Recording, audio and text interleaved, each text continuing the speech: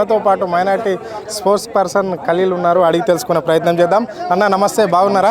Fine, thank you. మీరు ఎలా ఉన్నారు? సూపర్ అన్న. అన్న ఏందన్న మరి ఎట్లా ఉన్నాయి ఏర్పాట్లు, ఎట్లా ఉన్నాయి ఈ సభకు?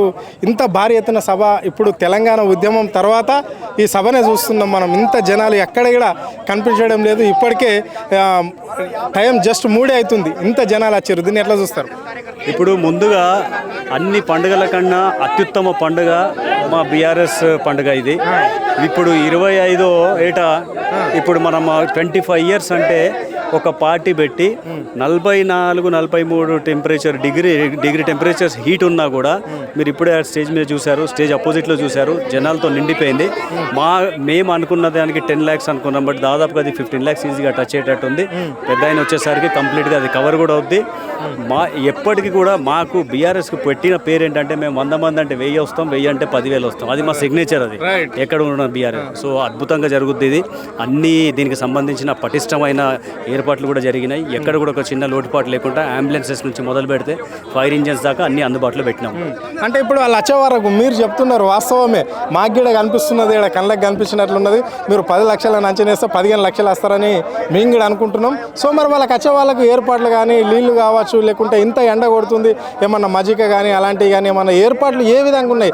ఎక్కడికి వెళ్ళాలంటే రాష్ట్ర వ్యాప్తంగా అన్ని జిల్లాల నుంచి, అన్ని గ్రామాల నుంచి వస్తున్నారు కదా, ఎట్లుండబోతుంది ఇక్కడ ఏర్పాట్లు? మేము ముందుగా మేము బయలుదేరినప్పుడే ప్రతి బస్సుల్లో వాటర్ బాటిల్స్, మజ్జిగ ప్యాకెట్లు, మళ్ళీ మధ్యలో లంచ్ అరేంజ్మెంట్స్ చక్కగా చేసుకుంటూ ఆడుతూ పాడుతూ ఒక పిక్నిక్ స్పాట్ లాగా ఎక్కడ కూడా ఎవరికి స్ట్రెస్ లేకుండా, ఎవరిని రమ్మని మేము చెప్పకుండా స్వతహాగా వాళ్ళే వచ్చేటప్పుడు మాకు కొద్దిగా పోలీసుల నుంచి మాకు ఇబ్బంది ఎదురైంది. టోల్ గేట్ దగ్గర మా వెహికల్స్ని ఆపేసి వాంటెడ్లీ చెకింగ్ అని చెప్పేసి ట్రాఫిక్ జామ్ చేయడం జరిగింది. రేవంత్ రెడ్డి కుయుక్తులు మేము అక్కడ మేము గమనిస్తున్నాము. కానీ అది ఎంత జరిగినా మీరు టోల్ గేట్ దగ్గర ఎన్ని బండ్లు ఆపినా కూడా on time as per schedule మేము రీచ్ అవుతాం. అండ్ ఇక్కడ కూడా మీరు చూసుకుంటే హ్యాండీ ఇనఫ్గా మీకు మజ్జిగ ప్యాకెట్లు ఉన్నాయి, వాటర్ ఉంది, ఇనఫ్ మీకు ఫెసిలిటీస్ ఉన్నాయి. ఒకసారి మనకు ఒక 2-3 అవర్స్ పోయిన తర్వాత ఆ వ్యూ షాట్ ఏదైతే వస్తుందో 10 కాదు 15 lakhs క్రాస్ అవుతుంది. ఎక్కడ కూడా ఎవరికి కూడా ఇంత చిన్న దాహం వేసినా కూడా, ఏదైనా ఇబ్బంది వచ్చినా కూడా, ఎమర్జెన్సీ అంబులెన్స్ సర్వీసెస్ అయినా కూడా, ఫైర్ ఇంజన్ సర్వీసెస్ అయినా కూడా, ఎమర్జెన్సీ కాంటాక్ట్ నెంబర్స్ అయినా కూడా అందరూ స్వతహాగా ఒక పండుగ లాగా ఎవరికి ఇచ్చి వాళ్ళే వస్తున్నారు. రెండోది, రేవంత్ రెడ్డితో విరక్తి చెందిపోయారు. మా బాస్, మా పెద్ద సారు మళ్ళీ ఇన్ని సంవత్సరాలకు కనబడుతున్నారు, ఏం మాట్లాడబోతున్నారు, పార్టీకి ఏం దిశానిర్దేశం చేయబోతున్నారు కేసీఆర్ గారు.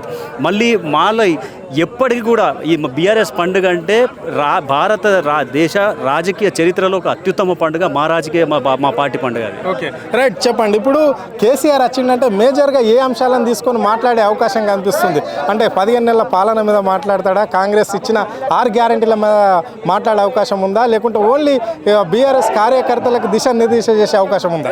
పర్టికులర్గా ఎగ్జాక్ట్గా స్క్రిప్ట్ అయితే నేను చెప్పలేను, బట్ డెఫినెట్లీ ఈ 15-16 నెలల పాలనలో రాష్ట్రం ఏం కోల్పోయినాం, ప్రజలు ఏం కోల్పోయారు, అడ్మినిస్ట్రేషన్ పరంగా మన రాష్ట్రం ఎంత అట్టడుగు స్థాయికి చేరుకుంది, దానికి సంబంధించిన పర్టికులర్ పాయింట్స్ ఖచ్చితంగా ఉంటాయి.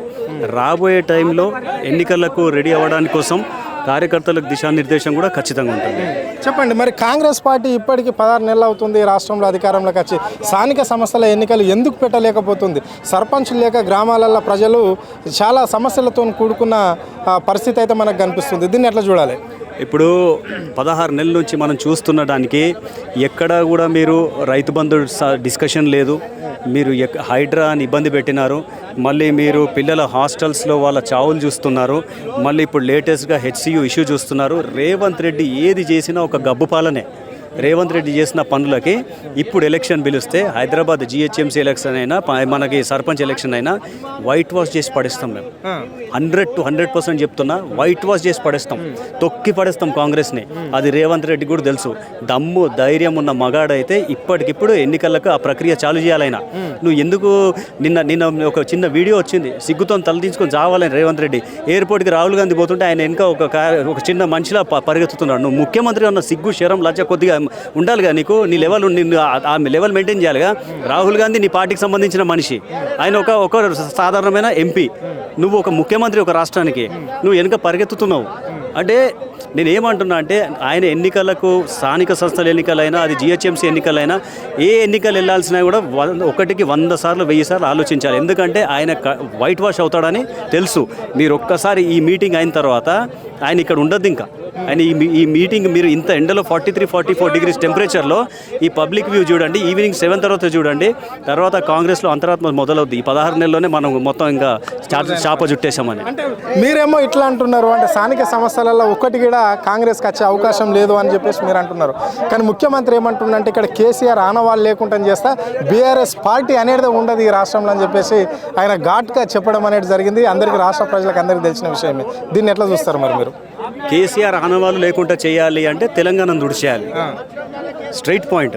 కేసీఆర్ ఆనవాళ్ళు నేను లేకుండా చేస్తా అన్నాడు అంటే తెలంగాణ దుడిచే దమ్ము ఉంది ఆయనకి. ఆయన రాష్ట్రం తెచ్చిండు, మళ్ళీ దాన్ని నువ్వు ఏం చేస్తావు? ఉమ్మడి రాష్ట్రం చేస్తావా? ఆనవాళ్ళు దుడిచేస్తా అంటే తెలంగాణ పోవాలి, అది అయ్యే పనా?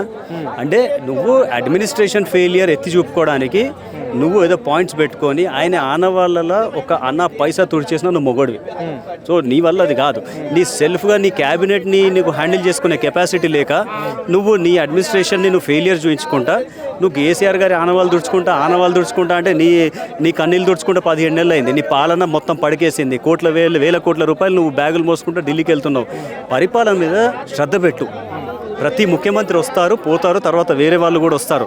కానీ మీ పాత ముఖ్యమంత్రులు ఏం చేస్తారో దాన్ని కంటిన్యూషన్ చేయడమే ఓ బాధ్యతమైన కొత్తగా వచ్చే ముఖ్యమంత్రి తీసుకోవాల్సిన రెస్పాన్సిబిలిటీ. అది వదిలేసి పాత ముఖ్యమంత్రి నేను ఆయన ఆనవాళ్ళు దుడిచేస్తా అంటే ఇక్కడ చూస్తున్నారు ఎంతమంది ఉన్నారు. నీ ఆనవాళ్ళు, నీ కాంగ్రెస్ ఆనవాళ్ళు ఇట్లా ఖాయిమా చేసి కోసి పడేసేంత ఉంది మాకు. అంటే ఇక్కడ తెలంగాణ రాష్ట్రంలో కేవలం కాంగ్రెస్తోనే అభివృద్ధి అవుతుంది, కాంగ్రెస్ పార్టీ ఉండాలి. బీఆర్ఎస్ కార్యకర్తలు ఎవరు ఏమన్నా చెట్టుకు ఏలడేసి ఉరిదీసి పైన టీడ్చి కొట్టాలి అని చెప్పేసి ముఖ్యమంత్రి అన్నాడు. ఈ వాక్యాలను మీరు ఎట్లా చూస్తారు? ఇది ఆ 4 గోడల మధ్యలో ఏసీలో కూర్చొని కాదు, మేము గ్రౌండ్లో ఉన్నాం. ఏ ఒక్క మొగడైన కాంగ్రెస్ వాడు ఇక్కడికి వచ్చి వేలాడి పక్క పెట్టండి, మాది ఒక చిన్న ఇట్లా పట్టుకోమని చెప్పండి. తర్వాత మేము ఇచ్చే రెస్పాన్స్ ఎట్లుంటుంది?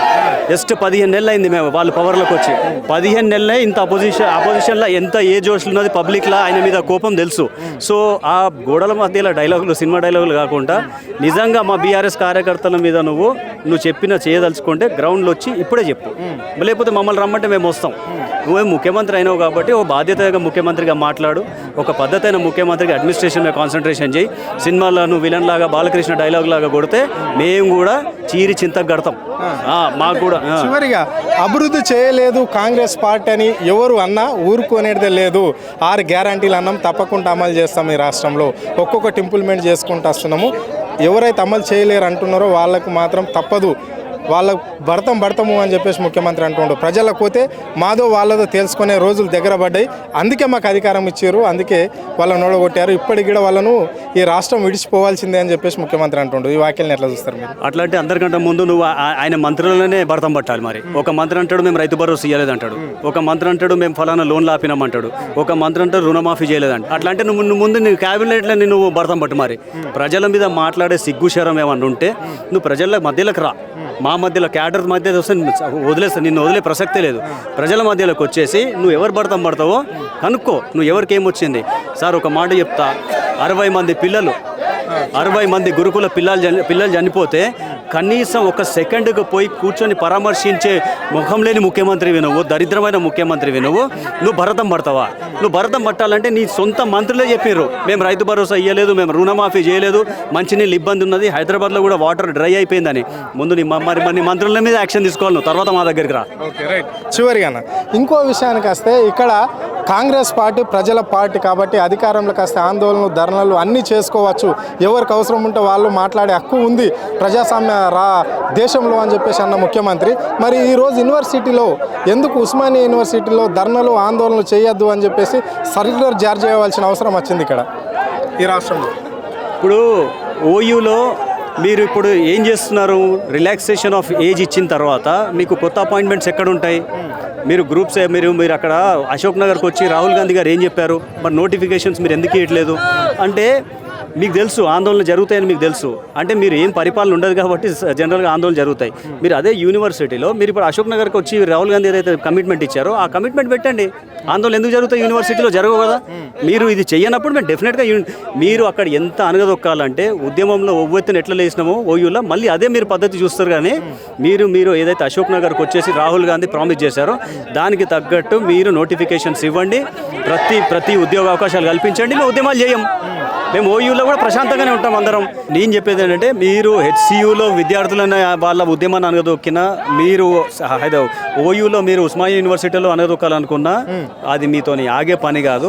ఉద్యమంలోనే పెద్ద బడా నాయకులని ఎదిరించి కొట్లాడి రాష్ట్రం తెచ్చి దమ్మున నాయకులతో నడిచిన మనుషులం మేము.